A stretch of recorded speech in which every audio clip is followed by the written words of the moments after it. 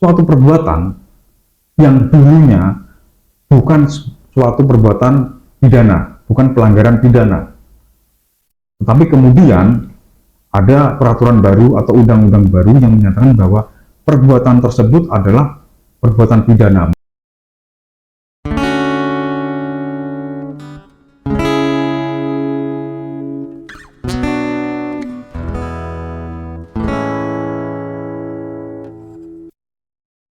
Sekarang kita hari ini mau ngomongin istilah-istilah hukum yang sering banget dipakai oleh masyarakat. Kadang-kadang istilah ini itu sebenarnya jadi artinya tuh berbeda ketika digunakan. Padahal sebenarnya kalau digunakan pada frasa hukum itu akan menjadi istilah yang berbeda juga. Nah, kita mulai ya Mas istilahnya. Nah, istilah pertama nih yang paling sering banyak dipakai itu adalah alibi, Mas. Baik, jadi alibi itu artinya adalah bukti atau keterangan yang menunjukkan bahwa seseorang tidak berada di tempat kejadian atau peristiwa pidana ketika peristiwa pidana itu terjadi. Jadi seseorang yang memiliki alibi artinya dia memiliki bukti bahwa dia tidak ada di tempat kejadian perkara tersebut ketika peristiwa itu terjadi. Terus istilah kedua nih Mas, itu ada hitam di atas putih Mas. Oke, baik. Jadi hitam di atas putih itu adalah istilah yang dulu digunakan orang-orang zaman dulu ya. Bahwa hitam itu tinta, putih itu adalah kertas, artinya tertulis. Jadi hitam itu tintanya dari suatu pulpen, alat tulis, pena, atau pensil, atau apapun. Sedangkan putih itu artinya kertas. Jadi hitam di atas putih itu artinya tertulis. Begitu. Nah, gimana kalau itu ditambahin dengan materai nih Mas? Soalnya masyarakat itu mengenal kalau ditambahin dengan materai, jadi itu seperti legal. Jadi tidak ada hubungannya ya perjanjian itu resmi atau tidak resmi dengan materai-materai, itu hanya menunjukkan bahwa kita membayar pajaknya kepada negara. Betul. Jadi kalau tidak ada materai atau ada materainya itu menjadi resmi atau tidak menjadi tidak sama saja sebenarnya, karena tetap sama saja perjanjian tertulis begitu. Terus yang selanjutnya nih, ini ada praduga tidak bersalah. Baik. Praduga tidak bersalah itu artinya adalah seseorang itu harus dianggap tidak bersalah sampai ada putusan pengadilan yang telah berkekuatan hukum tetap yang menyatakan bahwa seseorang itu bersalah. Jadi selama belum ada putusan pengadilan yang telah memiliki kekuatan hukum tetap yang menyatakan bahwa seseorang itu bersalah, maka seseorang itu harus dianggap tidak bersalah, walaupun statusnya dia adalah disangka, tersangka, atau sedang didakwa yang berstatus sebagai terdakwa di pengadilan. Oke, menyambung tadi omongannya Mas Kahar.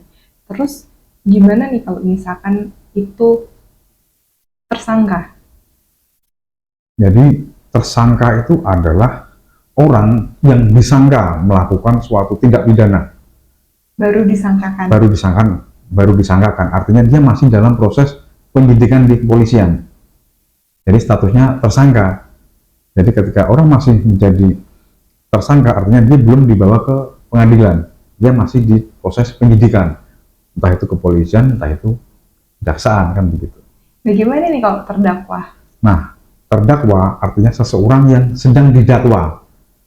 Dia didakwa nih melakukan suatu tindak pidana setelah melalui proses persangkaan di kepolisian, maka kemudian ketika dia di pengadilan statusnya berubah menjadi terdakwa karena dia didakwa melanggar pasal ini, peraturan ini, undang-undang ini, undang-undang pidana ini, dan seterusnya, maka dia berstatus sebagai terdakwa karena dia sedang didakwa. Sebelum kita lanjutkan pembahasan selanjutnya, jika Anda ingin melakukan konsultasi hukum dengan kami, bisa datang ke kantor kami atau hubungi alamat email kami. Di pengadilan begitu. Oke, gimana kalau misalkan itu tertangkap tangan Mas? Tertangkap tangan.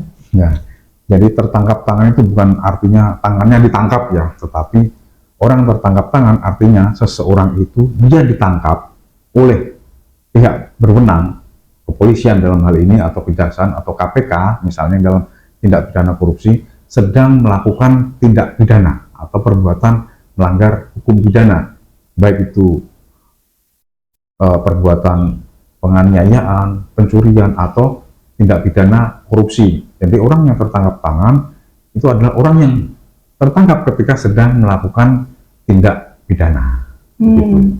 Gimana kalau vonis, Mas?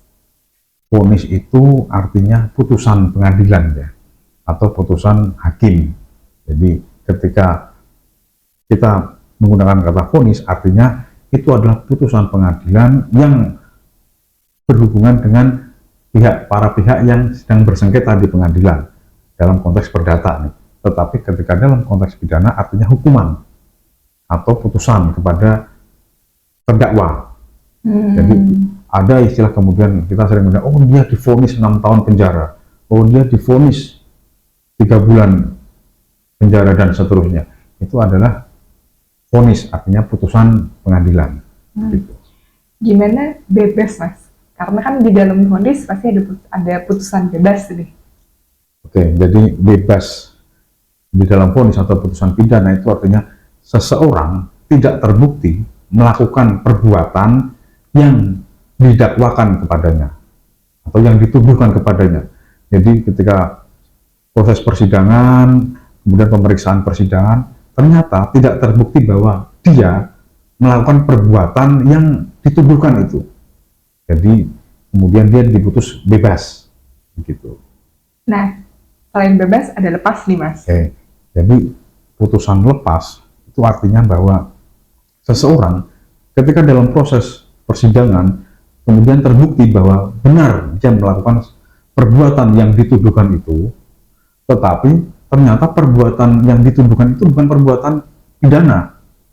Misalnya, benar dia melakukan hutang atau membuat perjanjian kerjasama dengan seseorang, namun kemudian tidak bisa memenuhi kewajibannya itu. Nah, benar dia melakukan itu, tetapi perbuatan itu bukan perbuatan pidana, tapi perbuatan perdata misalnya, nah, seperti itu. Oke, nah selanjutnya nih Mas, itu adalah kriminalisasi. Oke. Karena ini banyak banget yang dipakai. Ya sering kita mendengar istilah kriminalisasi. Jadi sebenarnya kriminalisasi itu artinya bahwa suatu perbuatan yang dulunya bukan suatu perbuatan pidana, bukan pelanggaran pidana, tetapi kemudian ada peraturan baru atau undang-undang baru yang menyatakan bahwa perbuatan tersebut adalah perbuatan pidana, maka itu dilarang dan pelakunya dapat dijatuhi pidana karena menjadi perbuatan kriminal.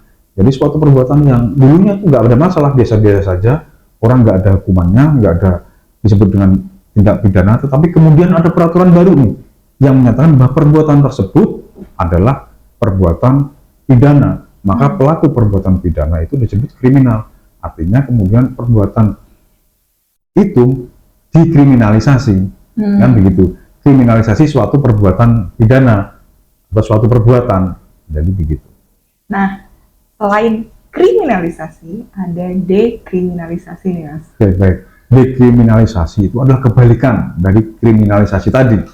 Kriminalisasi yang menyatakan suatu perbuatan yang dulunya bukan tindak pidana, kemudian muncul peraturan baru yang menyatakan menjadi tindak pidana, sedangkan dekriminalisasi adalah dulunya perbuatan itu adalah perbuatan pidana yang dilarang, setelah muncul peraturan baru atau undang-undang baru itu menjadi bukan tindak pidana.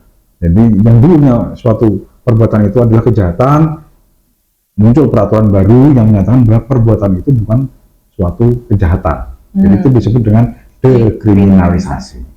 Oke, saya harap ini kita udah membagi istilah-istilah ini tuh orang jadi benar ya menggunakan. Ya, semoga berguna lah untuk kedepannya.